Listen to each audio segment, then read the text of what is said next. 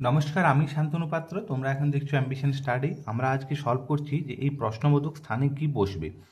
1, 5, 14, 30, 55, 91 এবং এখানে একটা জিজ্ঞাসা চিহ্ন আছে। এই ধরনের প্রশ্ন আমাদেরকে দেখতে হবে যে এটা দেখো তোমরা যে এটা বাড়ছে প্রত্যেকবার 1, 5, 14 এভাবে বাড়ছে। তাহলে কতটা বাড়ছে এটাকে আমরা সর্বপ্রথম লিখে নেব। এটা হচ্ছে 4 বেড়েছে, এটা বেড়েছে 5 থেকে 14টা 9 বেড়েছে, এটা বেড়েছে 16 ইনক্রিজ হয়েছে, এখানে 25 ইনক্রিজ হয়েছে এবং এখানে ইনক্রিজ হয়েছে 5 আছে 11, 6 দিতে হাতে থাকে 1, 5 থেকে 6, 36 বেড়েছে। তার মানে এটা এই 4টা বেড়েছে কিভাবে, এটা 2 স্কোয়ার হয়ে বেড়েছে, এটা 3 স্কোয়ার হয়ে বেড়েছে, এটা 4 স্কোয়ার, এটা 5 স্কোয়ার, এটা 6 স্কোয়ার। তাহলে এই জায়গাটা নিশ্চয়ই 7 স্কোয়ার বাড়বে, মানে 7 7 এখানে 49 বাড়ার কথা আমাদের।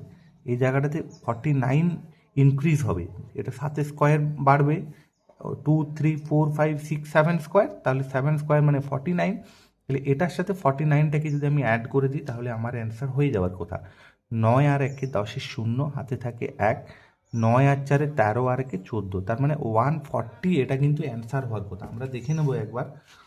এখানে অপশানে আছে 12 দাগের অপশান সিটা হচ্ছে 140।